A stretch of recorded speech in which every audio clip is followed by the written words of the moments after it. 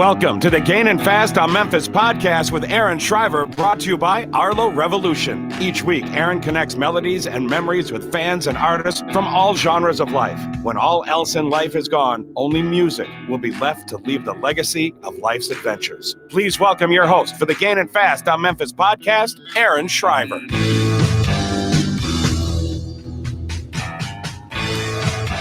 Hello, everybody. Welcome to the show tonight. All right, sorry. I can do a quick little adjustment on the mic. I got into talking to our guest, and I really didn't do too much of a mic check or anything earlier, so I'm excited for tonight, man. I was just talking with Jeremy for a few minutes, and it's going to be a good show for us tonight. But like always, I got to kick it off and thank my main sponsor there. You guys saw at the top. Arlo Revolution, doing amazing cinematic wedding films, music videos, and promos. You can find them on Facebook and arlorevolution.com. And also to our two on-screen sponsors, as you can see, Art on a Higher Wire by Joelle and Janet Stolth Creative. Joelle is doing original and custom artwork inspired by your life moments, treasured photos, and memories. You can find her all over Facebook. And then as well as Janet Sloth Creative, online marketing services guaranteed to make companies be found and exceed on the web. So just another wonderful night, guys. So once again, we are going to give away a book tonight. Everybody that hits the share button. So if you hit the share button, share this out. I am going to go on and buy a book from Jeremy tomorrow. And I'm going to send it to whoever shares it. I'm just going to pick a random name and give it out tonight. So as long as you're sharing tonight's feed, I'm going to go ahead and throw your name in a hat later on tonight or tomorrow. Pick one name out, and we're going to send you a book. And it's awesome. I'm halfway through it, and literally I wish I was further, but I just now picked up the audio book. And I'm going to switch to that in the car here now. I'm driving back and forth to work, so I'm excited. But I hope everybody is out there doing well. I'm here in Illinois. We just got extended to the end of May with all this craziness. I really do hope everybody is finding peace out there and happiness as best way you can. Sanity is probably a better word to use that you're just finding. And I hope everything's going well with you. It's a crazy time to live right now and just seeing it. I know everybody, just people on different sides of the fence in the world right now.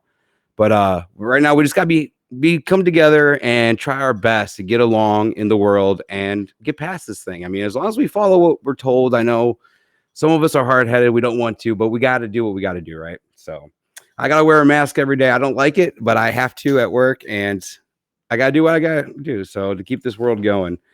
But as you guys know, we told you last week I am postponing the after show for the next couple of weeks just because I have house guests watching my children, and I need to let them get downstairs in my studio, which is their bedroom at night. So therefore, we have shortened the show until May 12th, and then we're coming back May 12th with the after show, and my guest that night will be Mr. Lewis Bryce. So he's an old friend of mine, and I cannot wait to bring him on and hang out with you guys. So, but once again, if you guys shared tonight's feed, everybody that shares it, I'm going to enter in for a chance to win the new book by Jeremy Spillman, The DeVine Devils. And also, if you are one of our Patreons this month, we are going to be giving away, let me go ahead and hide this, one of his deluxe packages he has on his website. We're going to do a signed hard copy book, his knife, and the beer steins, or what are they called? The pint glasses. I'm sorry, I couldn't see back there, as well as a 25 Church Chief merch gift card. So make sure if you guys are on the Patreon, I'll share all the stuff. Oh yeah, I saw Carrie Lynn talk about in our chat. So if you guys are on the chat, go ahead, drop comments. But yes, the audio version, we're going to be talking about that here in a little bit. I've dug into it so far. It's pretty cool. But yeah, go ahead. If you guys are in our private sponsor or up tier on our Patreon, you are entered automatically every month into this giveaway. It's going to be a cool one this month because I'm going to wait to the end of the month to actually order this. So the signed copy will be signed to you because I know on his website, he does have a spot where you can write something on it. So pretty darn cool on that end. But like I said, I'll share all the links later. I got all of his links I'll share in our comments. If you guys are listening on the streaming side, just check your show notes. You will find all the website links for our show and for our guest tonight on there. So, all right, let's go ahead and remove that. Get all this ready for tonight. You guys excited? I know Carrie Lynn's been excited. She's been talking about this. You're coming on here soon. The end of May. We did have a cancellation, guys. I will put that up really quick. Next week, we do have to reschedule Melissa. So I got a cool little guest coming in next week, though. we'll announce her soon. You guys are getting excited about her. But our guest tonight, I first met back in 2009, but I first was introduced to in 2006. And the way I was kind of introduced to him was a song by Eric Church that kind of really hit me and dug home to me. It was called Sinners Like Me. And it was a song that honestly I have tattooed on my arm, and you can see in the picture. I mean, it's touched me so much, and it really was such a song that I was able to relate to, and I just connected to. And that's why every day I don't mind looking at it, and I live by those words in that entire song. I'm with grandfather everything. So we're going to discuss that song and tons of other stuff tonight, and I just cannot wait. That's why we're going to bring him on. So.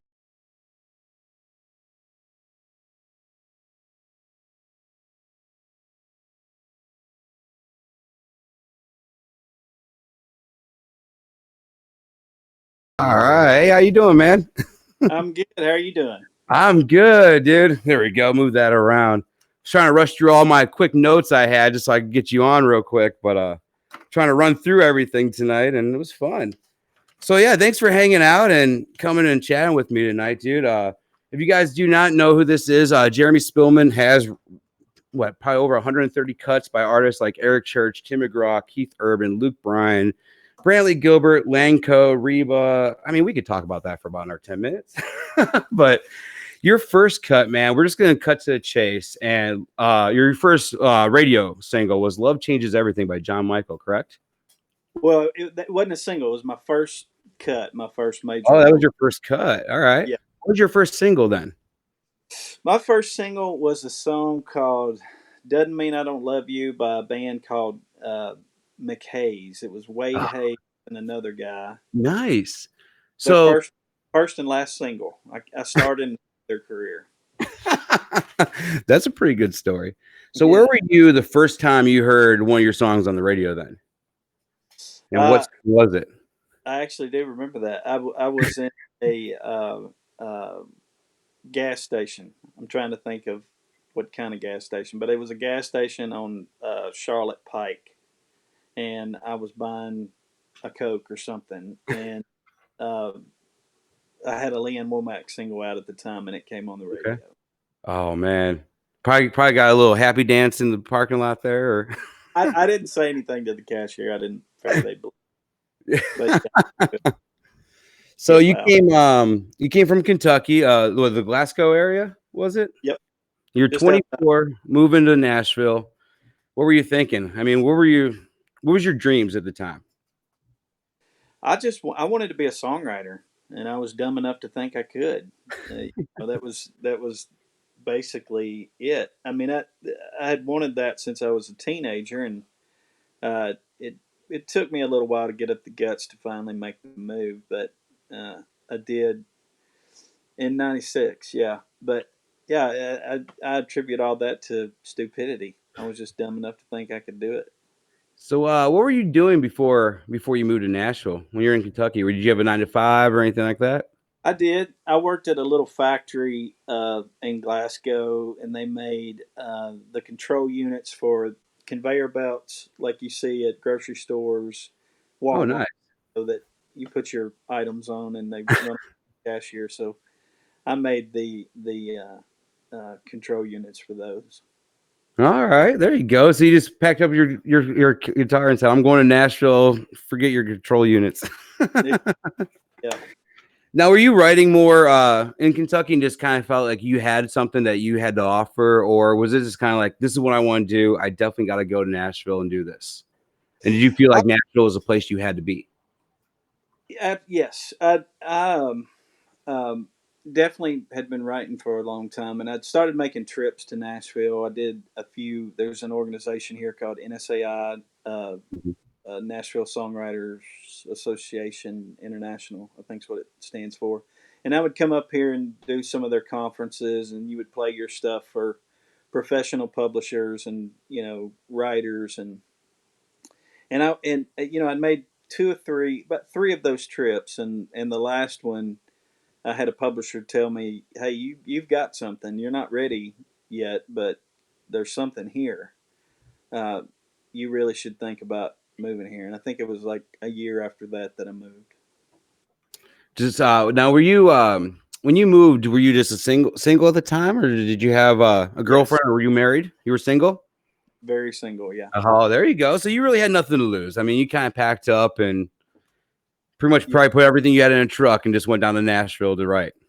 I had a S10 loaded to the gills with everything I So, had. who was the first person that you got a chance to write with when you came to Nashville?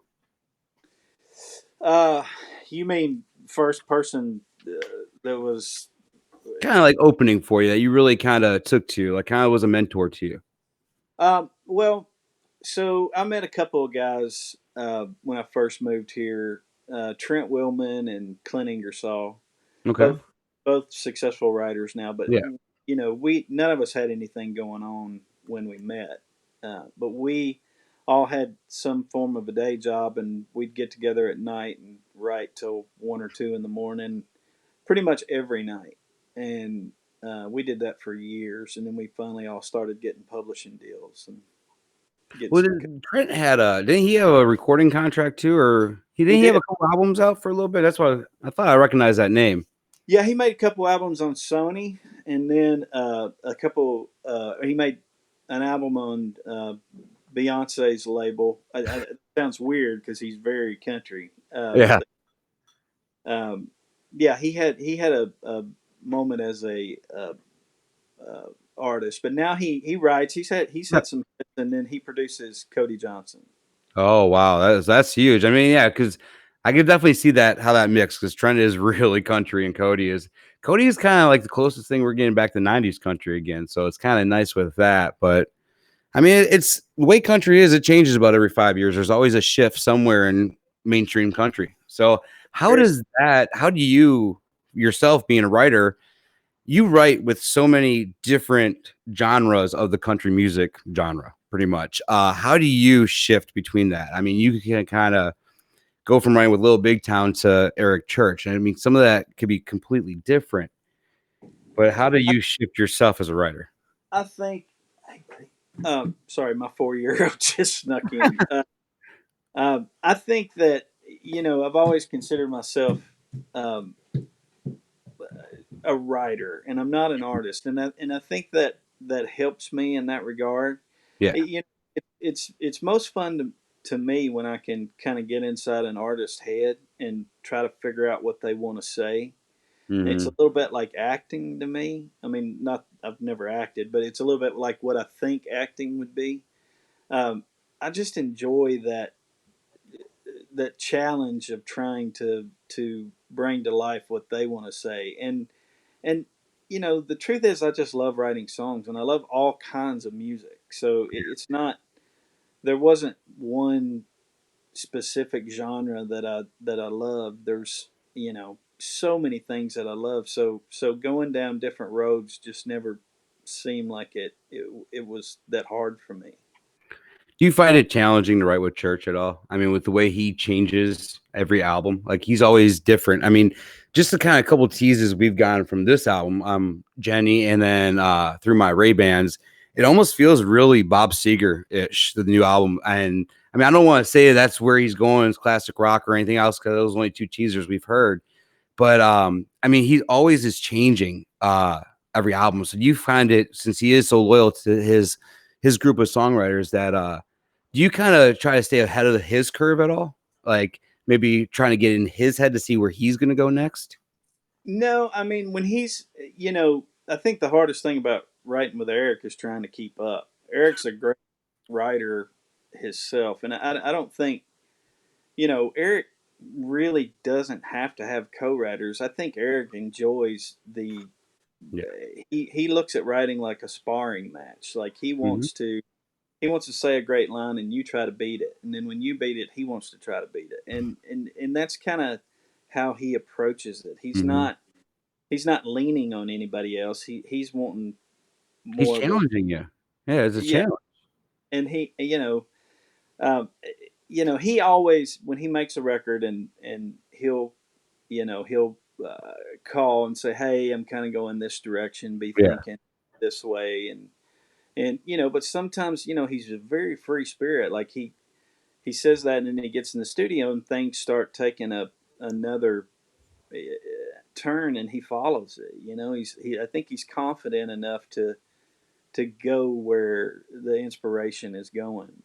But no, it's not. It's never challenging to write with him. It's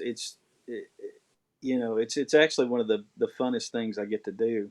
But sometimes it's hard to keep up. I mean, he's a great writer, and he says something, and you try to beat it, and you can't. It's what it's supposed to be. You've had 11 cuts of his, right? Yes, I think that's okay.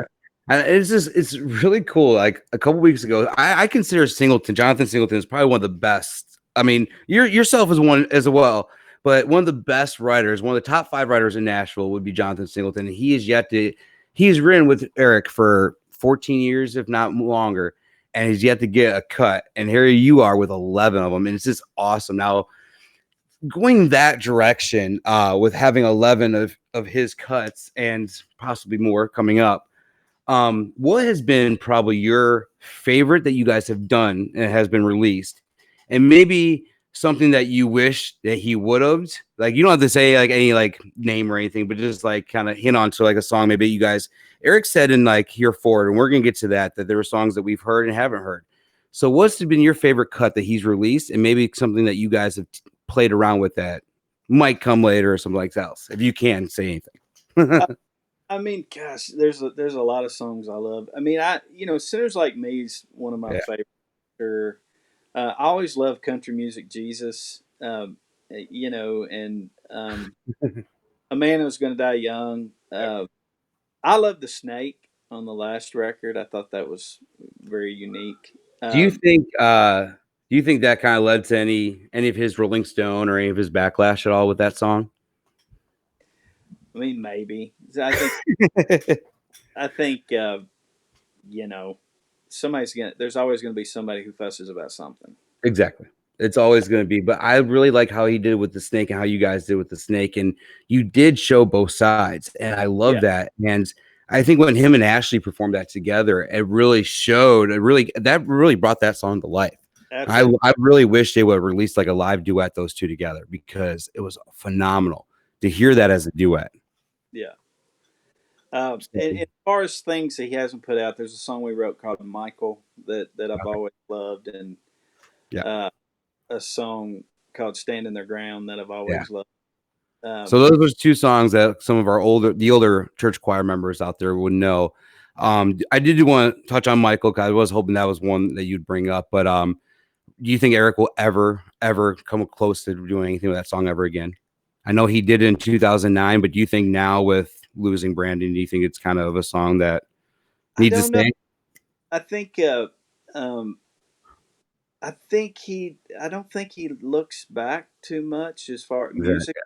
There may come a time where he goes back through and but I don't know. I mean, I know that he teased us with one of my favorite. He did a little thing on CMT a few years back after the Springsteen video came out called Mixtape. It was like a little 60-minute. I don't know if you ever got a chance to see it, but it was a video that with all the characters from the Springsteen video, and he played a little cut of a song called Whiskey Wings. And I'm like, one of these days we're gonna get him to sing that one, because that was a good one. I think he wrote it with John Stone. Yeah. So, but that was one of my favorites.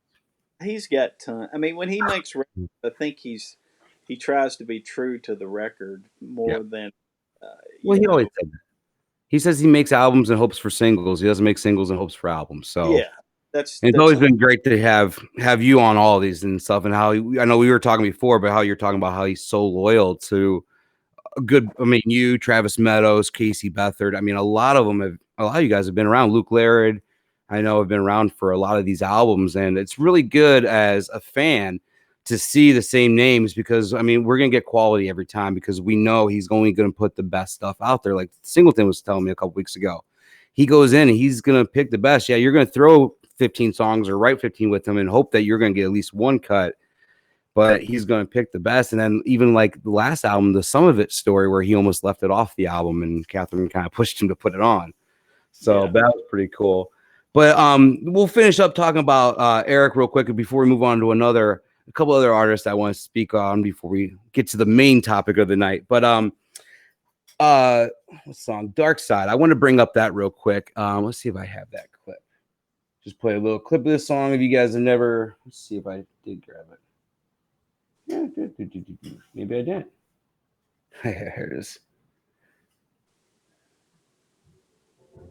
And that's why my dark side don't ever see the light of day. So you wrote that song, or co-wrote that song with Eric and Travis Meadows. Now, you're talking about a sparring match. I could just see three dads having a sparring match writing this song. Any cool stories come out of that, right? I'd probably make one up, but honestly, the truth is Eric came in with that first verse chorus done, and I think that day we wrote two songs. I think we'd written one that morning, and then he pulled that out, and that just fell out so fast because we knew as soon as he played it, we were like, "Holy crap, that's amazing!" We jumped on board.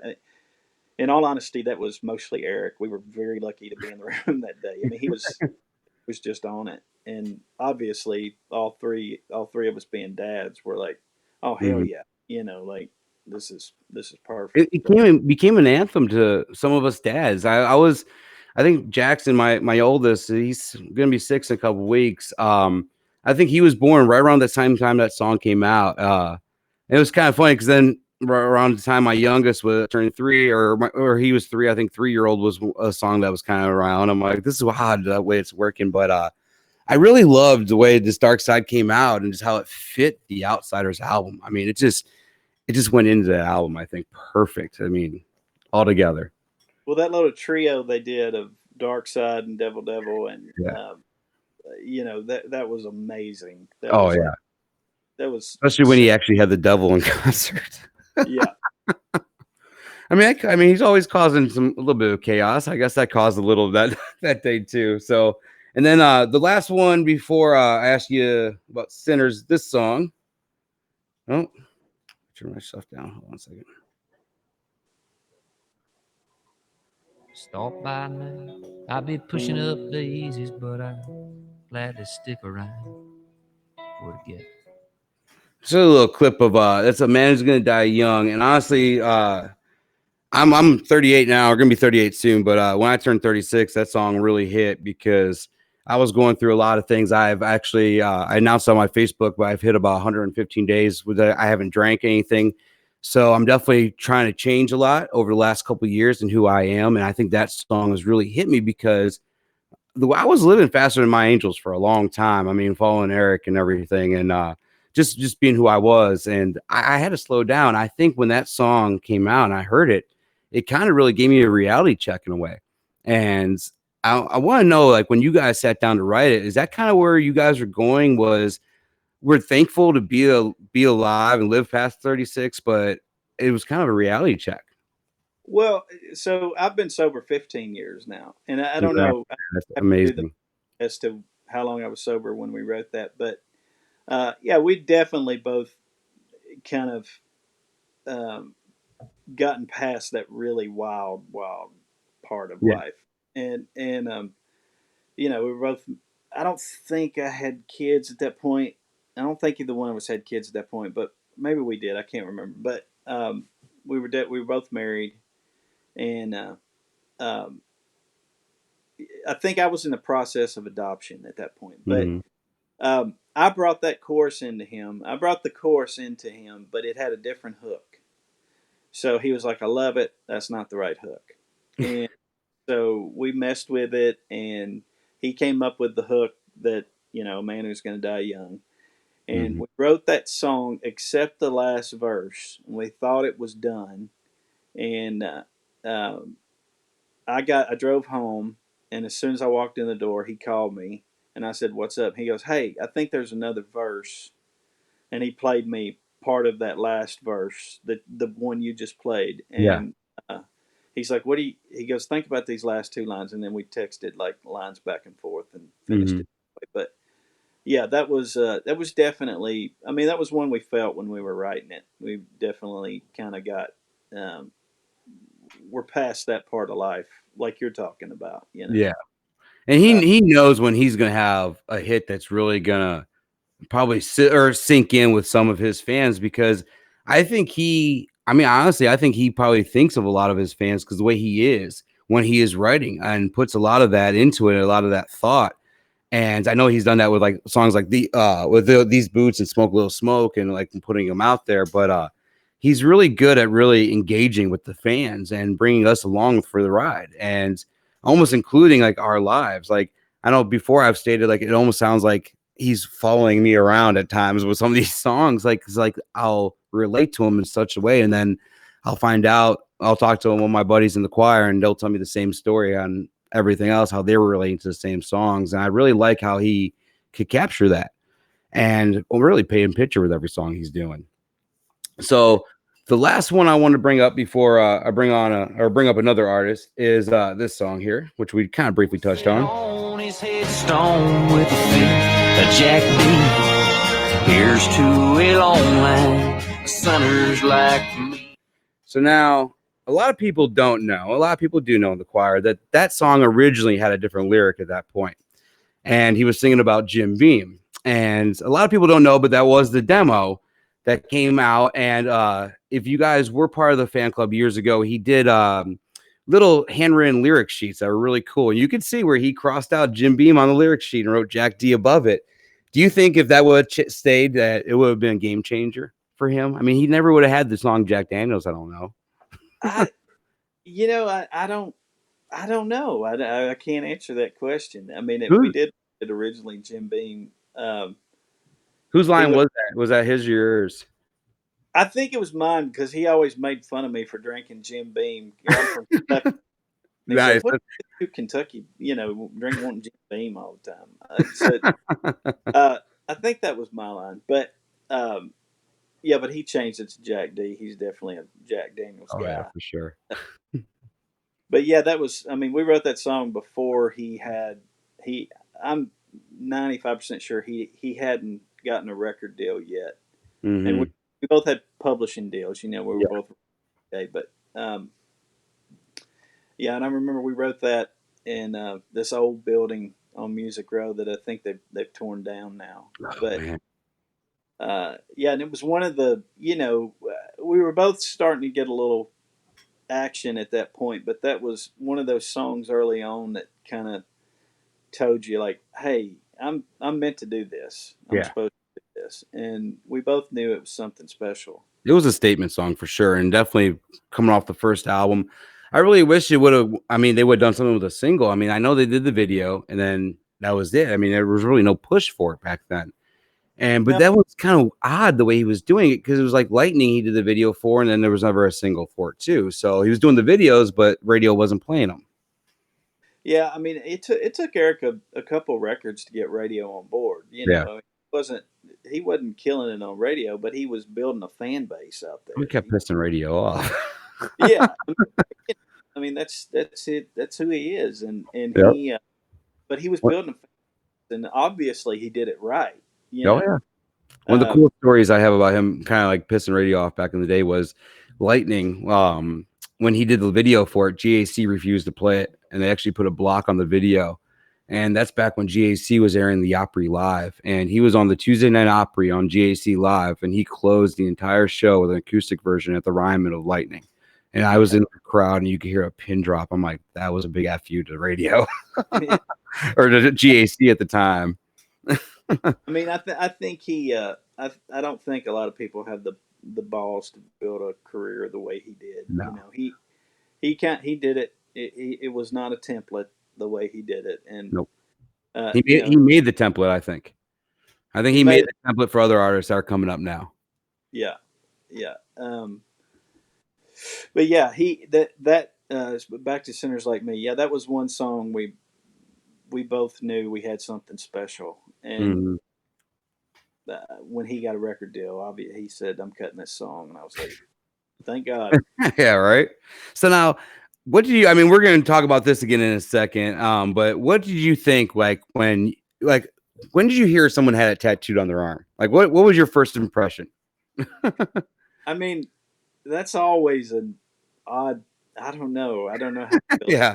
always an odd thing to me. Like it's strange to me that somebody cares that much about something I do. But Yeah. I mean, I'm honored, honored, but it's weird.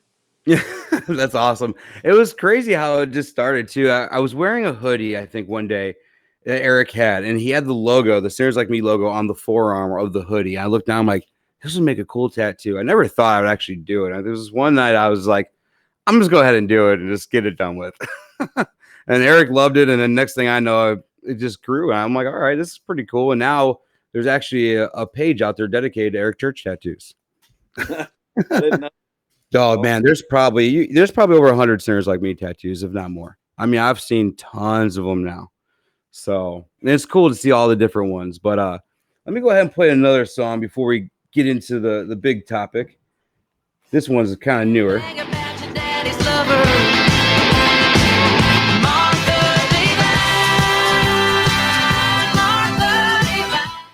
That song. I mean, first off, Ashley's a firehouse, but just getting a chance to write with her, just one on. It was just you two writing for that one, right? Yeah. Dude, I mean, now did that one, because you spent 5 years writing the book that we're getting ready to talk about, but did that kind of coincide at all with the same names? No, not. Okay. I mean, maybe subconsciously, but so there was a place she wanted to write something dark, and I can definitely go dark. You don't get a chance to do that a lot, and so we literally made that story up from scratch. And Nice. there was a swimming hole. I'll show my country roots here. There was a swimming hole back home called the Martha Devine Hole. Okay. And it's where we grew up going there. It was just a creek, but it was a part of the creek that was 12 foot deep or whatever, and big enough there was a rope swing, and the rumor, it was just folklore, but they said Martha Devine's daddy drowned her there, and you were there at midnight. Martha Devine would come out and scare you. So we'd go. We were teenagers. We'd go at midnight all the time, and try to. That's cool. So that's where the name came from, but the story was, I mean, completely made up. And it was kind of fascinating watching her like go that dark. She was on it. Like I would say something that would, I think she's going to shoot that down, and she loved it, or and then she would say something. I'm like, you are crazy. Like, who is going to let you cut this? And then she cut it. So it was awesome. Yeah, it is a phenomenal song. The new album is just amazing by her. I mean, she's gonna be a force to be reckoned with soon. I mean, she already is, but she's definitely blowing up. I'm glad that the choir's got kind of behind her too, and that since they've seen Eric get behind her, but it's just really cool to kind of see that. Is that kind of how you guys got connected, you and Ashley, or did you guys meet through Eric, or? I can't tell. I mean, somebody set us up to write. I mean, it wasn't Eric. Okay. This is a good it's a good pair with you two. I mean, you guys are definitely, because you're such a storyteller, and so is she. But the two, when you guys came together with that song, just listening to it, I could hear your two sides, because I still think you guys are two completely different songwriters. But to hear the story that came out of that that's why I wanted to bring it up and just kind of talk about it, because it was a really song that stood out to me on her new album, and the video to go with it too. She's phenomenal, and I think you're right. I think she's going to be a force to be reckoned with real soon.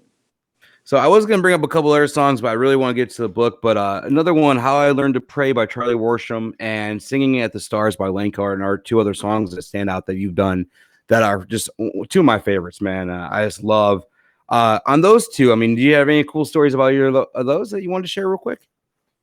I always feel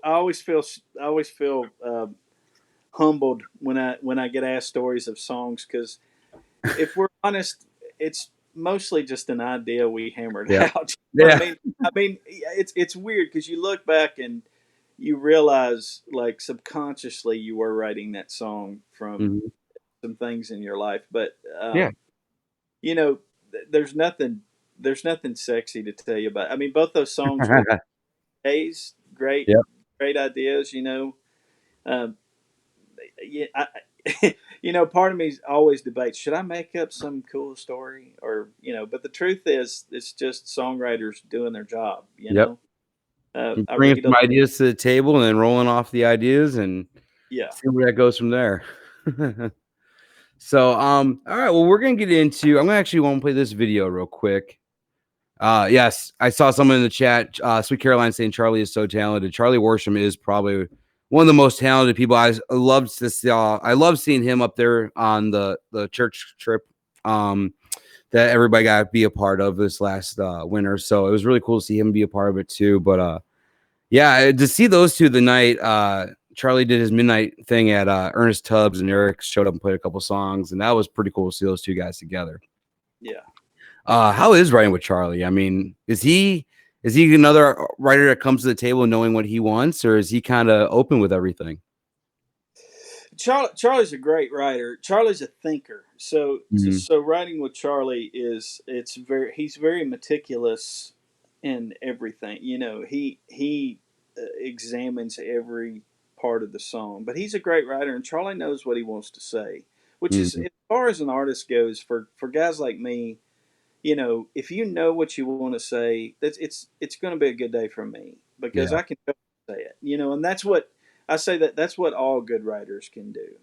I think, I'm fortunate and blessed to be able to write with the artist I write with.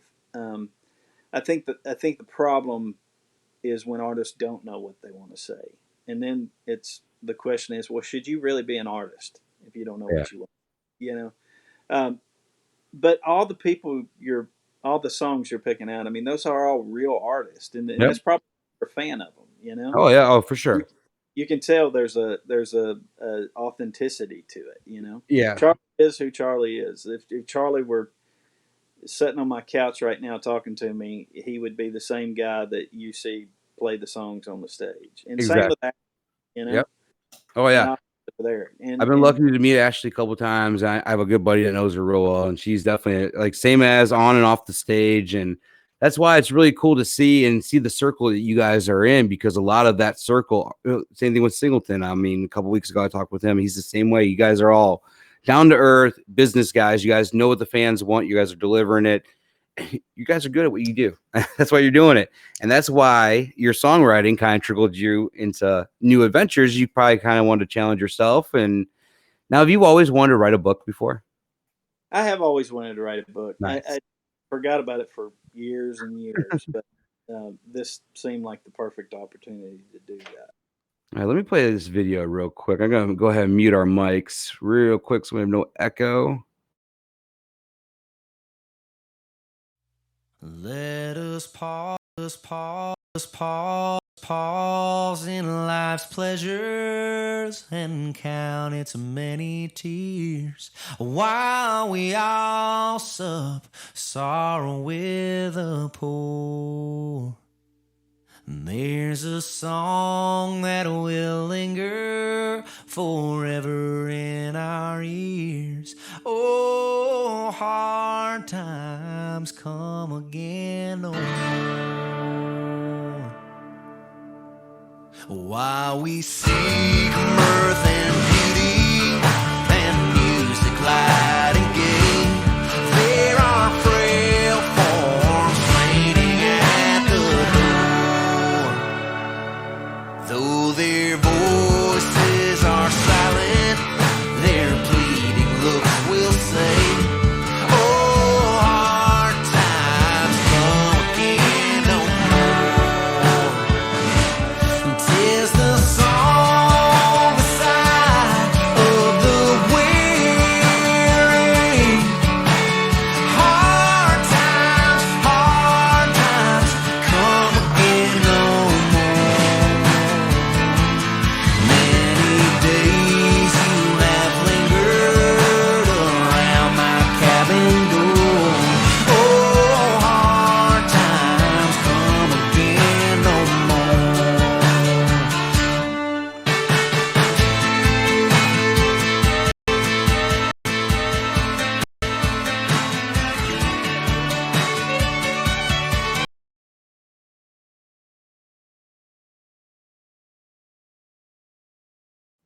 There we go. I love that teaser, man. I want to play that for everybody to see before we kind of let into this part of the topic tonight.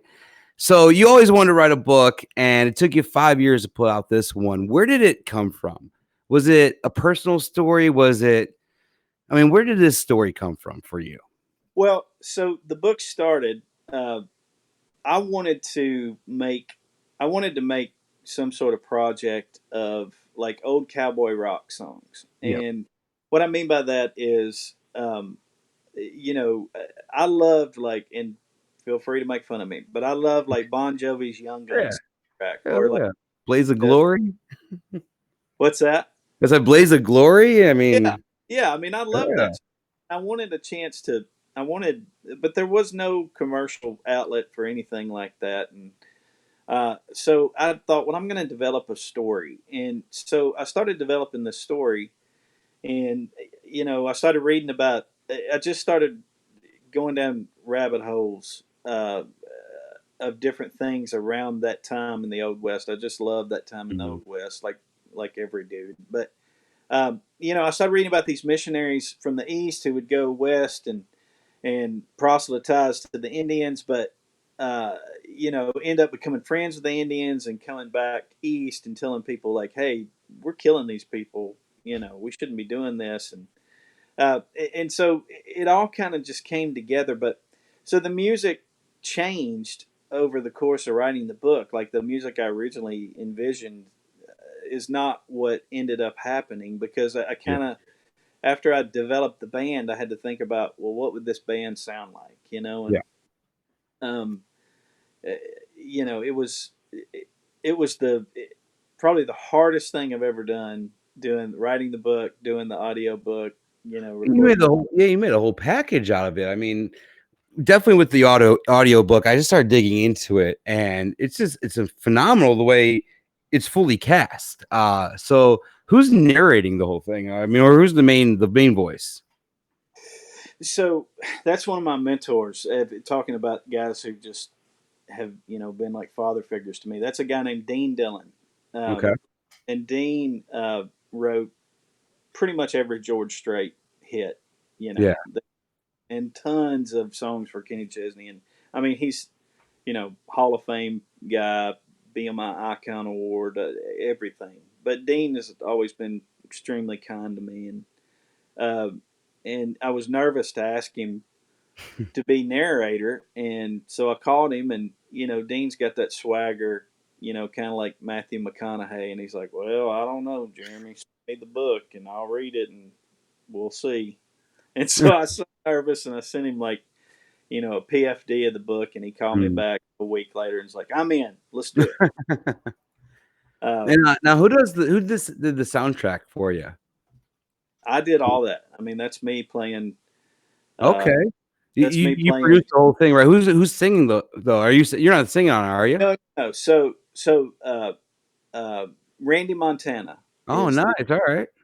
Is the lead vocal, and Ken Johnson is the harmony vocal. Okay. Yeah, I want to play a clip from another song. I didn't play fiddle either, just so I don't lie, but I played everything else. Let's play the clip with this one real quick.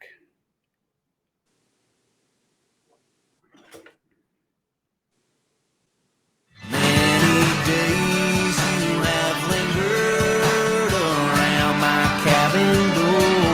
Oh, hard times come again. Now, on these, did you incorporate the soundtrack with the audiobook or no? Like, are you reading the audiobook with like a song playing in the background at all, or how does that work? Absolutely, yeah. So really, in stages, so they don't. I don't want to give away too much. They don't meet the fiddle until later, so there's times where they're playing some of those songs out. Okay. I got through the first couple chapters on the audiobook, so I'm starting to play it now in the car and listening to it on the way back and forth to work. So it's a little easier to listen to that way than read the book with my limited time right now. But it's good.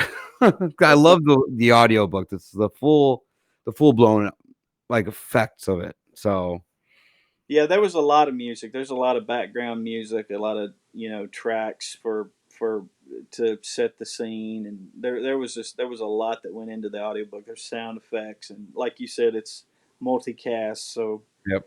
um, Travis Meadows is a character in there. Brandon Lancaster, the lead singer of LANCO, is a character, and Ryan Beaver's a character in there. Oh, Eric wow.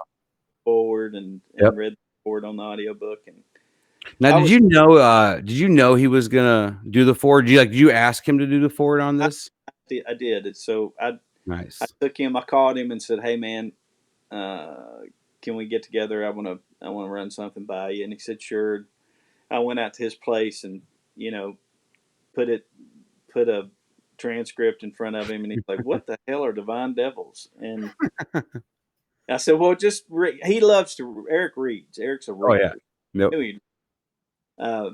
And he, he's like, "It's going to be a little bit because he had something he had to do. I can't remember." He said, "It's going to be a little bit, but I'll read it in the next couple of weeks." And he texted me like 3 days after that and said, "Dude, I'm on chapter 25. I love this." He's like, "Hell yeah, I'll write the forward." So That's awesome. Very fortunate that he agreed to do that. But yeah, I was. It was a hard job, but I was extremely blessed that my buddies like Eric and Dean Dillon and Travis and all of them pitched in and helped me out with Randy, Ken, all those guys just gave a lot of time and effort to help me out with it. I'm going to go ahead and play a little clip from that forward. I've written amazing songs with Jeremy Spillman. Some you've heard, some you haven't, but all are equally unique and special in their own way. That's just the kind of writer Jeremy is. We have written things together that people have felt enough passion for to tattoo their bodies with the lyrics or the titles. I've had the good fortune to stand on innumerable stages for countless masses of people and had them sing those lyrics in deafening unified harmony. It's just pretty cool to hear him talk about stuff like that because once again, he's including, like I was talking about before, including his fans and stuff like that and bringing it together in the forward. And when I first heard it, when I first put on the audiobook, of course, I heard the tattoo line. I was like, whoa, like I was just kind of blown away, like, because it was so true listening to that forward. And I think it really leads into the book because it sets the pace of who you are and what kind of a writer you are. And it really gets you ready. And it's kind of like, I don't want to say like a trailer before the movie, but it's really cool because it's kind of like he's your hype man in a way. It's getting everybody really hyped for the book. And leading in with his voice and then going into the audiobook.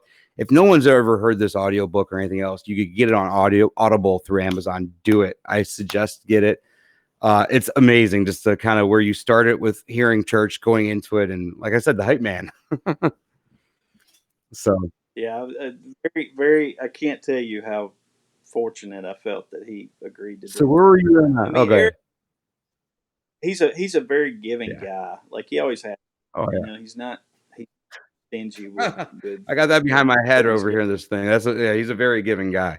So that was his hummingbird. So my 100th show, he called me up on stage and handed that to me, and I had no clue what was going on. I didn't say no, so he signed it right there and handed it over. I was like, but yes, he's very giving. But where in this photo here, where were you? What store did you walk into and finally see your book in? So that's Barnes and Noble here in Franklin, nice. Where I live. So it's at all the Barnes and Nobles in the South. Okay. And then anywhere online, you can buy books or audiobooks. Anywhere you can buy audiobooks or books online, you can get it.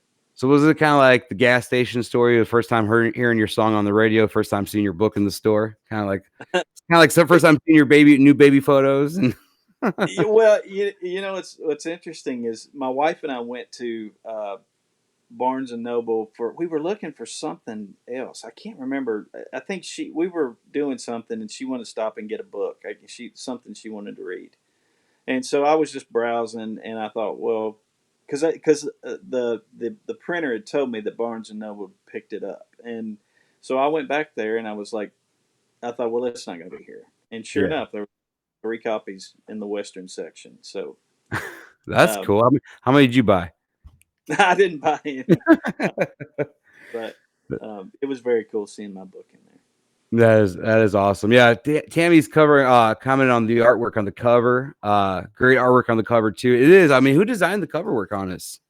So that was a lady named Robin Volchnik, and she Okay. is that's what she does. She's a book cover designer. She was great, and honestly, it was her concept. I didn't. The only thing we had a phone conversation. She asked me what I wanted, Mm-hmm. and she sent her key scenes out of the book. And I said, I just don't want. The only thing I told her, I said, I want it to be dark, and I don't want two cowboys on a horse silhouetted. And she said, got you. And she Yeah. sent me pretty much what you see now. There was, I made a couple of tiny tweaks, but I mean, that's her. Like, Yep. I can't take any credit for it. She's amazing. If you ever need a book cover designer, Robin Volchnik, I think she lives in North Carolina. Oh wow. All right. So when you set out to write this, and I think I was listening to another one of your podcasts. I always try to listen to my guest podcasts that have been on before, so I can kind of ask different questions and kind of go different routes. But you were kind of talking about you really didn't have like notes going into this. You kind of just went. You called it. I think you called it yourself a prancer in a way, or a pantser, whatever. How?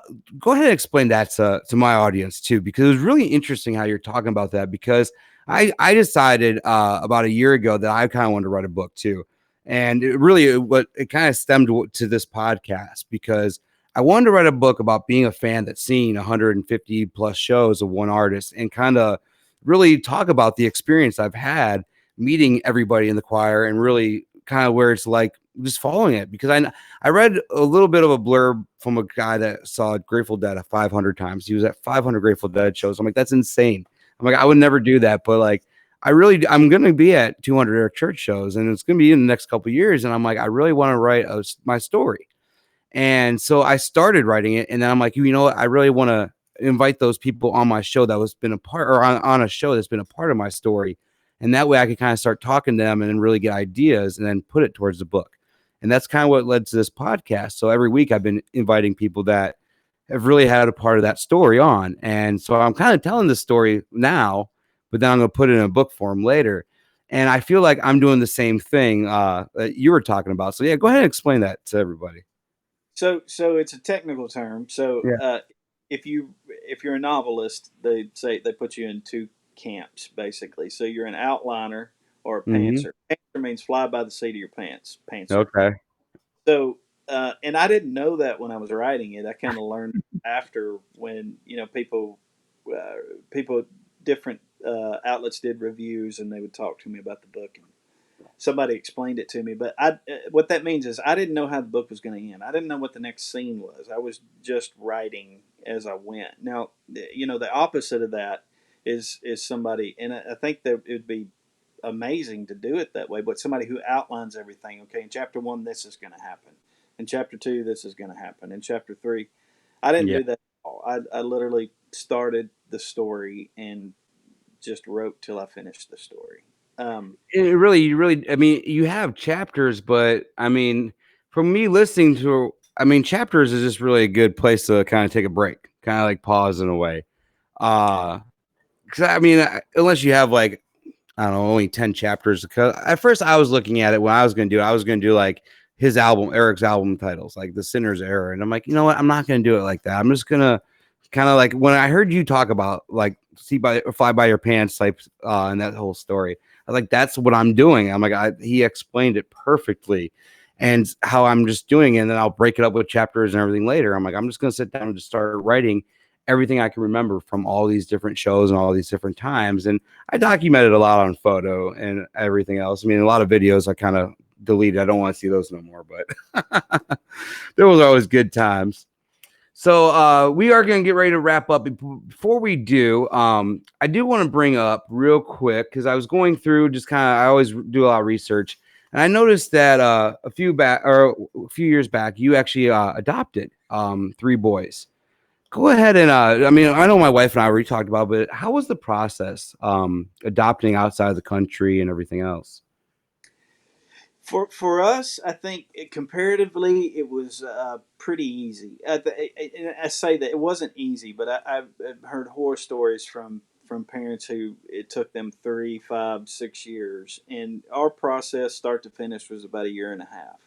And I Okay. can't tell you why. like it just, for whatever reason, everything fell in place. Mm-hmm. But we had started, my wife and I had started sponsoring our three sons through an organization called the Raining Season, and the way they did sponsoring then was they did something called Forever Families. So Okay. you didn't send money every month. You basically bought their clothes, bought their books. Nice.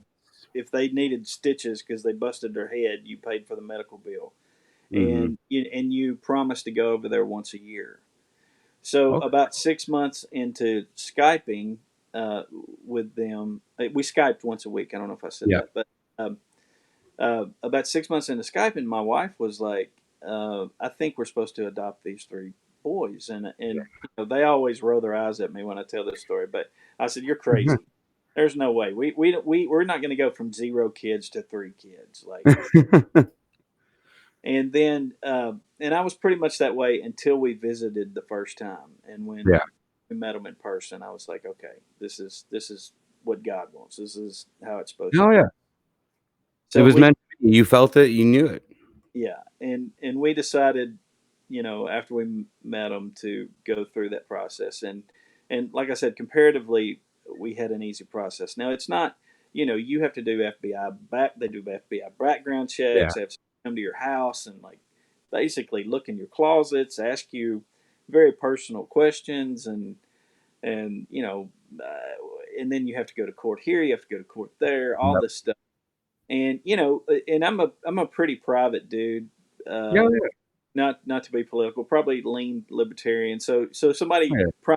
a life like that was pretty hard. And then you think, well, okay, I'm about to get 3 kids. Maybe they should find out some Check stuff something out. about me Yeah. before they hand you 3 kids. So, um, um, yeah. So,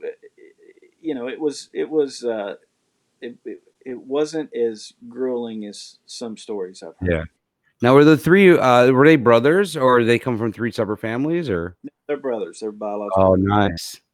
So I was actually I dug a little bit into the rating season. I read their mission statement. I actually want to share it tonight, but their mission statement is we strive to provide a hopeful future and seek justice for vulnerable children in an effort to raise up a new generation. This will in turn bring hope for generations to come. And honestly, just reading that, man, I started digging into the website. So I'm going to share the link in our show notes for the rating season. And everybody, if you guys are listening, check it out. I really want you guys to just go to ratingseason.org. Like I said, I'll share the links here in a little bit.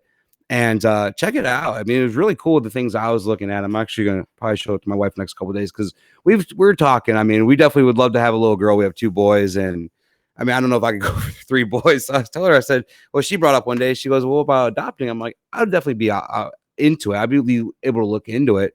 And I kind of like how you were saying how you almost adopt them by just getting their clothes and everything at first. And then you have the chance, or you could dig or look into it and go down there once a year. And Well, they go had figured out that the children in the orphanage did much better in school, behaved better if they felt like they had somebody Take care. almost like a pseudo family. You know what I mean? Mhm. So it was a great program. I think they do it a little different now, but it was a great program where kids actually felt like, okay, well, somebody's taking care of me. Like, Yeah. because the orphanage has no money. I mean, they're operating on nothing, and so for the kids to get money directly and be taken care of, it was a great thing. Yeah. Just looking at that website, I definitely, I looked at it. I'm like, all right. I'm like, I added to my notes last minute. I'm like, I gotta add this in there because I want to talk about this. And actually, every week I do a thing called the hot seat where we do nine questions in 60 seconds. I'm like, I'm gonna throw that away tonight. I want to talk about this instead. And kind of just felt like this was something really important to bring up, and definitely close out the show tonight. But man, thank you so much for spending the last hour with me. It's been a great and just kind of catching up over everything and kind of reminiscing over the last 15 years since I've known you has been really good tonight. So I appreciate it. You guys check out jeremyspillman.com, Instagram, Facebook too as well. Both of those are Jeremy Spillman. Definitely check out Audible and the DeVine Devils. You can find it anywhere, Barnes & Noble in the South. Any final words from you? No, man. Thank you so much having me on. I really enjoyed it, and Appreciate it, man. best most success to you with your podcast, and Appreciate it, dude. with your book, and you're doing a great thing. Thanks, man. Yeah, definitely is something that drove me, and just being a part of everything, and just kind of wanted to bring something to everybody. And every Tuesday night, I get to sit down here and just chat with different people and share some cool stories. So, but yeah, Dan, thanks again for everything, and we'll catch up soon, dude. I appreciate it. Thank you. Hi, thank you, man. All right, guys, that was another wonderful show. Appreciate you guys tuning in. Once again, check out the raining season. Really, really cool place. I will share all these links. Let's see. Go ahead and grab these links. So, yeah, but if you guys could check out the rainingseason.org and also jeremyspillman.com. So, once again, if you guys shared the episode tonight, as announced earlier, I will be picking a winner probably Thursday. I'll be picking the winner. I'll go back and look at all the different shares that we had.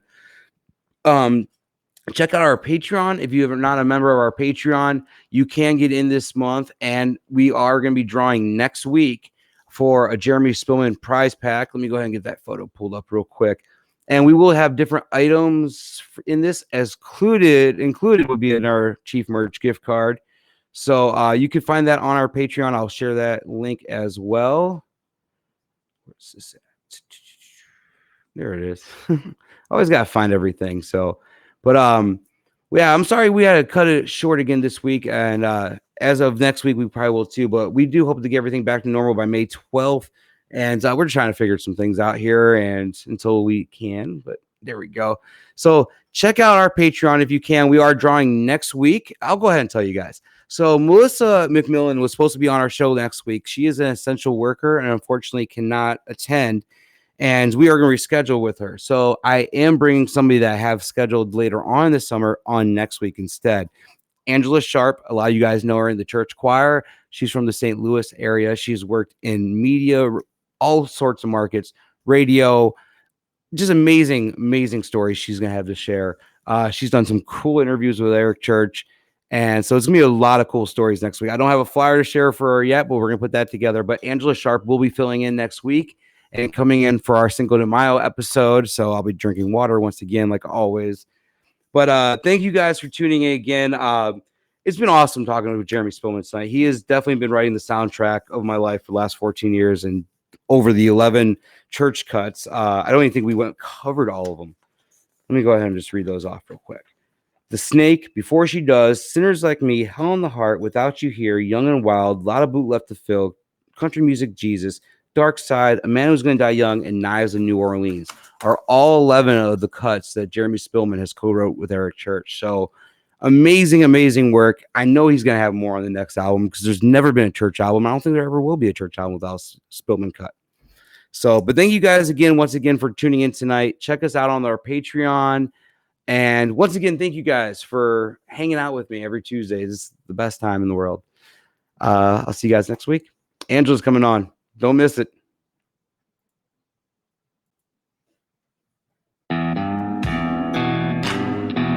The Gainin Fast on Memphis podcast with Aaron Shriver is brought to you by Arlo Revolution. As we close the book on another chapter, remember, music gives a soul to the universe, wings to the mind, flight to the imagination, and life to everything.